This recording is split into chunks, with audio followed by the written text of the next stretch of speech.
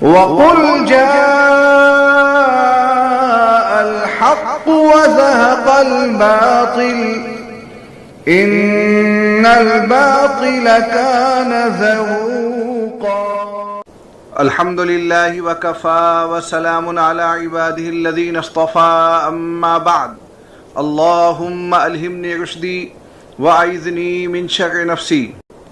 سامعین، آج کرناٹک کے ایک عالم دین کا بیان گردش میں رہا۔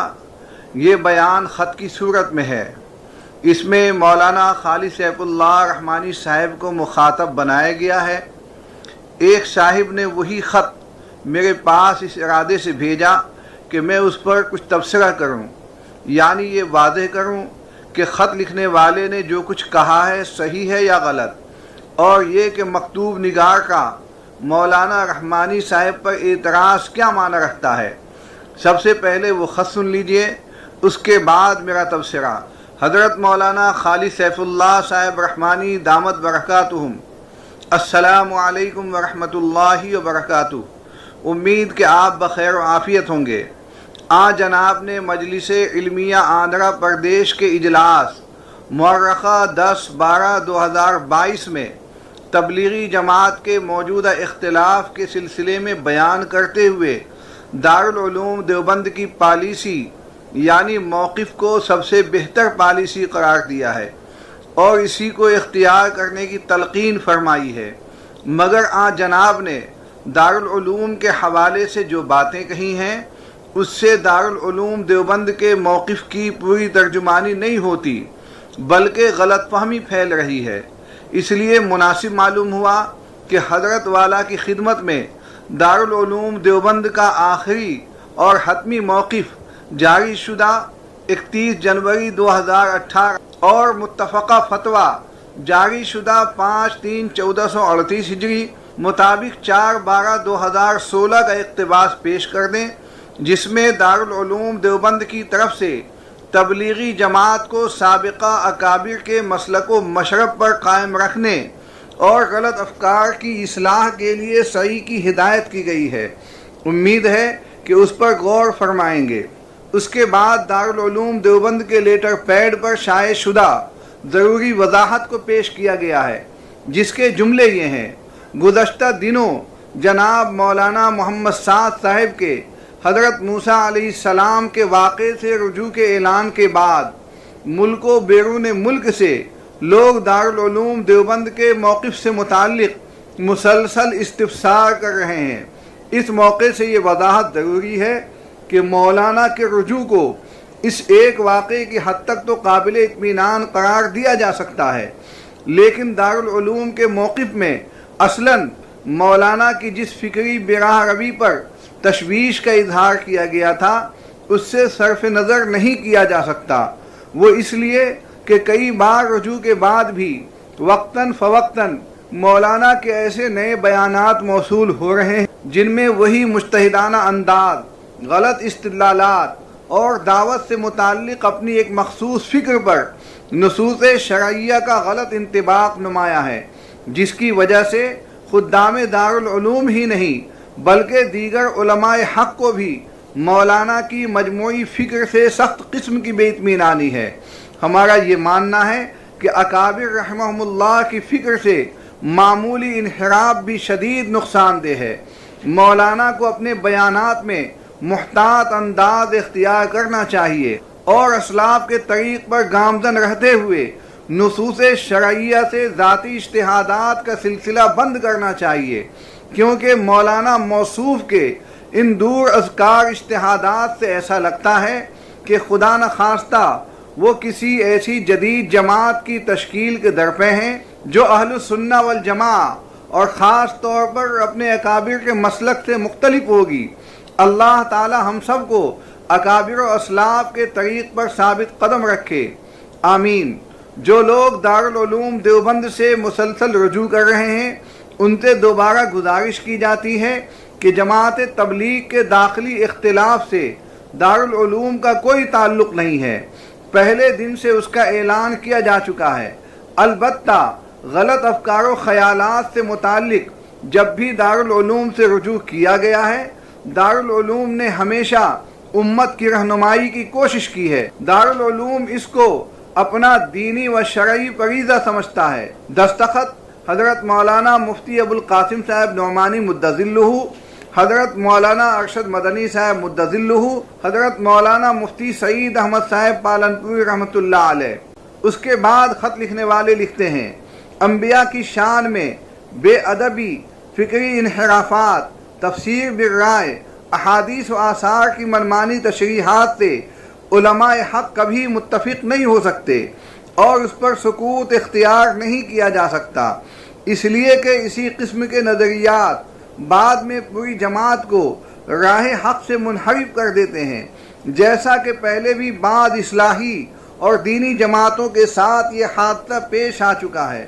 اس لیے ہم ان معروضات کی روشنی میں امت مسلمہ بالخصوص عام تبلیغی احباب کو اس سے آگاہ کرنا اپنا دینی فریضہ سمجھتے ہیں کہ مولوی محمد سعد صاحب کم علمی کی بنا پر اپنے افکار و نظریات اور قرآن و حدیث کی تشریحات میں جمہور اہل سنت والجماعت کے راستے سے ہٹتے جا رہے ہیں، جو بلا شبہ گمراہی کا راستہ۔ اس لیے ان باتوں پر سکوت اختیار نہیں کیا جا سکتا، اس لیے کہ یہ نظریات اگرچہ ایک فرد کے ہیں لیکن یہ چیزیں اب عوام الناس میں تیزی سے پھیلتی جا رہی ہیں۔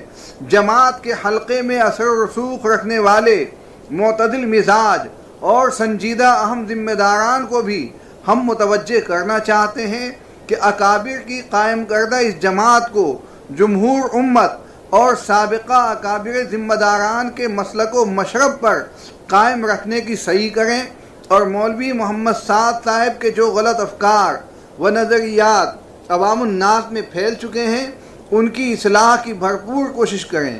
اگر ان پر فوری قدغن نہیں لگائی گئی تو خطرہ ہے کہ آگے چل کر جماعت تبلیغ سے وابستہ ایک بڑا طبقہ گمراہی کا شکار ہو کر فرقہ ضالہ کی شکل اختیار کر لے۔ اقتباس از متفقہ فتویٰ دارالعلوم دیوبند 5/3/1438 ہجری مطابق 4/12/2016۔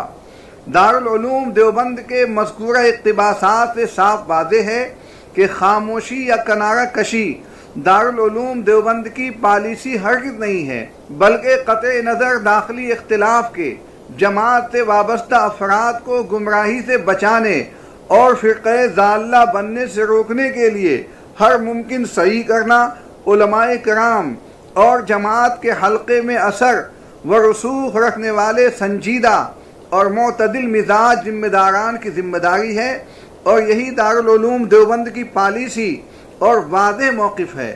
گزشتہ ماہ نومبر 2022 بھوپال کے اجتماع میں اور اس سے پہلے ملیشیا کے اجتماع میں بہت سی نئی قابل اشکال باتیں کہی گئی ہیں، نیز پرانی غلط باتیں بھی دہرائی گئی ہیں، جس سے واضح ہے کہ مولانا سعد صاحب کے مجتہدانہ انداز، غلط استدلالات، فکری بے راہ روی اور اسلاف و اکابر سے ہٹے ہوئے طرز فکر میں تاحال کوئی تبدیلی پیدا نہیں ہوئی ہے۔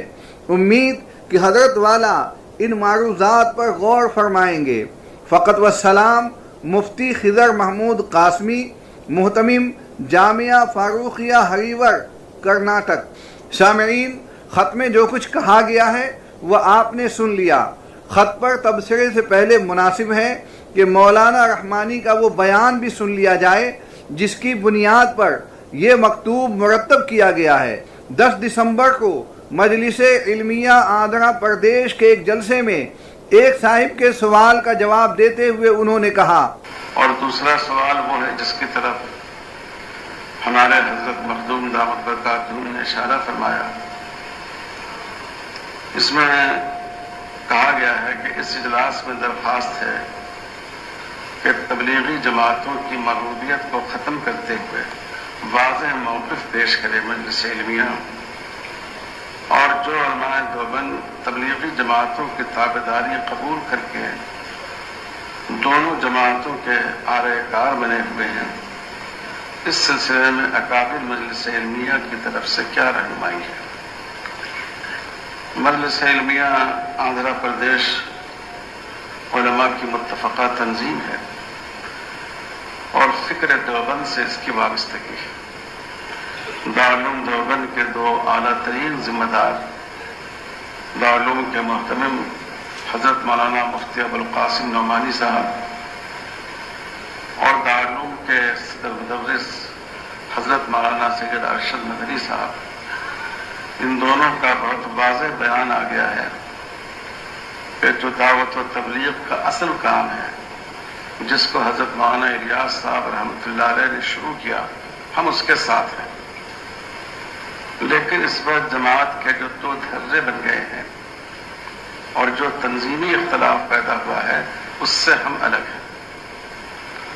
ہم ان میں سے کسی ایک کے ساتھ ہوں اور فریق بن جائیں، دارالعلوم کی یہ پالیسی نہیں ہے۔ میں سمجھتا ہوں کہ مجلس علمیہ کے لیے یہی سب سے بہتر پالیسی ہو سکتی ہے۔ اس سے پہلے بھی بعض مسائل میں اختلاف پیدا ہوا اپنے ہی حلقے کے علماء میں، اس وقت بھی مجلس علمیہ نے کوشش کی کہ اس اختلاف سے الگ رہ کر علماء کی وحدت کو برقرار رکھا جائے۔ یہی ہماری مجلس کے بزرگوں کا طریقہ رہا ہے اور اسی طریقے پر ہمیں قائم رہنا چاہیے۔ جماعت کے اصل کام سے کسی کو اختلاف نہیں ہے، وہ ہمارے علماء اور بزرگوں کا قائم کیا ہوا ہے۔ جماعت کا پورا لٹریچر ہمارے اکابر کا مرتب کیا ہوا ہے، لیکن طریقہ کار میں جو تھوڑا بہت اختلاف ان حضرات میں پیدا ہوا ہے، تو اس میں کسی ایک کے ساتھ ہونا اور کسی ایک کے خلاف فریق بن جانا یہ علماء کے لیے مناسب نہیں ہے۔ سامعین، آپ نے مولانا رحمانی صاحب کا بیان سنا، اس میں انہوں نے جو کچھ کہا ہے وہ یہی ہے کہ تبلیغی جماعت کے سلسلے میں امارت اور شورا میں سے کسی بھی فریق اور پارٹی کا ساتھ نہ دیا جائے، بلکہ دونوں سے علیحدہ رہ کر دونوں کو متحد کرنے کی کوشش کی جائے۔ انہوں نے یہ بھی کہا کہ جماعت کو نہج الیاسی کے مطابق کام کرنا چاہیے، اس سے کسی بھی عالم کو اختلاف نہیں ہے، اس کا سارا لٹریچر ہمارے اکابر کا تیار کیا ہوا ہے۔ یہ ہے رحمانی صاحب کی گفتگو کا خلاصہ۔ سامعین، اس سے پہلے کہ میں مکتوب نگار کے اعتراض و اشکال پر روشنی ڈالوں، بہتر سمجھتا ہوں کہ مولانا رحمانی صاحب کی گفتگو کا تجزیہ کر لوں۔ مولانا نے کہا ہے کہ نہج الیاسی سے علماء کو کوئی اختلاف نہیں ہے، البتہ امارتی اور شورائی اختلاف سے اختلاف ہے۔ اس کا مطلب یہ ہوا کہ جب تک تبلیغی جماعت اتحاد کی علمبردار تھی اور ٹکڑوں میں نہیں بٹی تھی، اس وقت تک جماعت نہج الیاسی پر کام کر رہی تھی اور اس میں کوئی بات قابل اشکال نہیں تھی۔ میرے حساب سے یہ موقف محل نظر ہے۔ اختلاف اور ٹکڑوں میں بٹ جانے سے پہلے بھی تبلیغی جماعت میں کچھ ایسی باتیں چل رہی تھیں جو اسلامی نقطۂ نظر سے درست نہیں تھیں۔ آیات جہاد اور احادیث قتال کو اپنے اوپر فٹ کرنے کا عمل اختلاف کے بعد شروع نہیں ہوا ہے، بلکہ بہت پہلے شروع ہوا ہے۔ اسی طرح خواتین کی جماعت نکالنے کا سلسلہ بھی کوئی نیا نہیں ہے، جماعتی اختلاف سے بہت پہلے کا ہے۔ اسی طرح تبلیغی جماعت میں نکلنے کو فرض عین کہنا آج کی سوچ نہیں ہے، جماعتی تقسیم سے برسوں پہلے کا نقطۂ نظر ہے۔ ان کے علاوہ اور نہ جانے کیا کیا افکار و خیالات ہیں جن پر جمہور اہل علم کو ہمیشہ اشکال رہا۔ مفتی تقی عثمانی، مفتی سعید صاحب پالنپوری، مولانا شعیب اللہ مفتاحی، مفتی عیسیٰ گورمانی، مولانا سرفراز خان صفدر اور مفتی فاروق اترانوی الہ آبادی صاحبان بہت پہلے سے جماعتی غلو پسندیوں اور کج فکریوں کا نوٹس لیتے آ رہے تھے، لہذا یہ کہنا کہ اختلاف سے پہلے جماعت کا جو نہج تھا اس سے کسی کو اختلاف نہیں ہے، یہ درست نہیں ہے۔ دوسری بات یہ ہے کہ نہج الیاسی بھی نظر ثانی کی محتاج ہے۔ اسے سمجھنے کے لیے مفتی فاروق اترانوی الہ آبادی کی کتاب الکلام البلیغ فی احکام التبلیغ کا مطالعہ کافی ہوگا۔ ہر اہل علم سے درخواست ہے کہ اس کتاب کا مطالعہ لازماً کریں۔ تیسری بات یہ ہے کہ اس مسئلے پر بھی علماء کو غور کرنا چاہیے اور امت کو بتانا چاہیے کہ امارت اور شورا میں حق پر کون ہے۔ ظاہر ہے کہ دونوں حق پر نہیں ہو سکتی اور دونوں غلطی پر بھی نہیں ہو سکتی، دونوں میں سے کوئی ایک غلط ہے اور دوسری صحیح۔ یہ دونوں ہی جماعتیں ہمارے اکابر کا نام لیتی ہیں اور خود کو فکر دیوبند سے وابستہ کہتی ہیں، اس لیے ضروری ہے کہ بات کھل کر کہی جائے تاکہ دونوں فریقوں سے دور غیر جماعتی مسلمان اپنی حمایت یا اجتناب میں علی وجہ البصیرت رہے۔ یہ نظریہ کہ یہ بھی غلط نہیں وہ بھی غلط نہیں درست نہیں ہے۔ دارالعلوم دیوبند نے جماعت کے دونوں دھڑوں پر اپنے احاطے میں پابندی لگا رکھی ہے اور اس کی وجہ یہ بیان کی ہے کہ اگر دونوں کو کام کرنے کی اجازت دیتے ہیں تو سر پٹول ہوگا اور جماعتی طلبہ پڑھنے پر اپنی توجہ مرکوز نہیں کر سکیں گے۔ دارالعلوم کا یہ موقف ہرگز نہیں ہے کہ دونوں ہی غلط ہیں یا دونوں ہی صحیح ہیں۔ دارالعلوم اس بارے میں مکمل خاموش ہے۔ دارالعلوم دیوبند کے استاد حدیث حضرت مولانا سلمان صاحب بجنوری کہتے ہیں کہ دین میں قرآن و حدیث اصل ہے، ان کی تشریحات جو علماء امت سے منقول ہے وہ اصل ہیں، چھوٹا اور بڑا کوئی بھی آدمی اصل نہیں ہے، کوئی شخصیت اصل نہیں ہے۔ میں غلطی کروں یا میرے بڑوں سے بھی کوئی غلطی ہو وہ غلط کہا جائے گا، اس کو جس سے غلطی ہوگی اس کو غلط کہا جائے گا، اس کی غلطی کو غلط کہا جائے گا۔ تو دارالعلوم دیوبند نے کچھ چیزوں کی نشاندہی کی، وہ ایک نیا مسئلہ پیدا ہوا، ان کو مانا نہیں گیا، مسئلہ باقی رہ گیا اور دارالعلوم دیوبند کا فتویٰ معلوم ہے آپ کو آج تک باقی ہے۔ یہ غلط فہمی پھیلانے کی بات مناسب نہیں ہے کہ فتوے کا انکار کر دیا جائے۔ جو صحیح بات ہے اس کو صحیح کہا جائے گا، جو غلط بات ہے اس کو غلط کہا جائے گا۔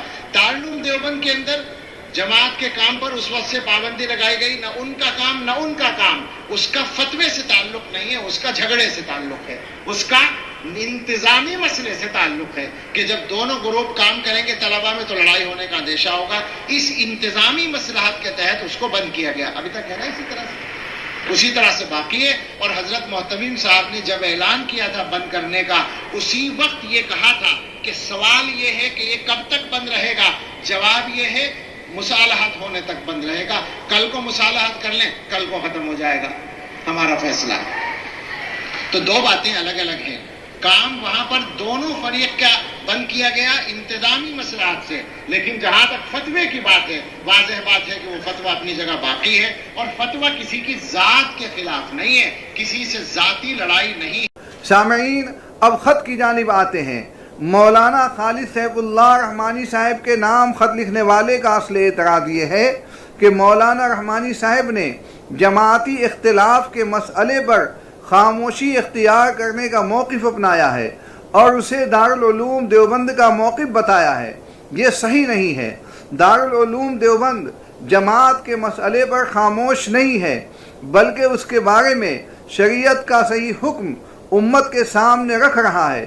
اس لیے مجلس علمیہ آندھرا پردیش اور مولانا خالد سیف اللہ رحمانی صاحب کو بھی چاہیے کہ دارالعلوم دیوبند کے طرز پر امت کو شرعی نقطۂ نظر سے آگاہ کریں۔ یہ ہے خط لکھنے والے کے اشکال کا خلاصہ اور میرا بھی خیال یہی ہے کہ ایسا ہونا چاہیے۔ اللہ سے دعا ہے کہ ہمیں غلو فی الدین اور غلط افکار و خیالات سے ہماری حفاظت فرمائے۔ وآخر دعوانا ان الحمد للہ رب العالمین۔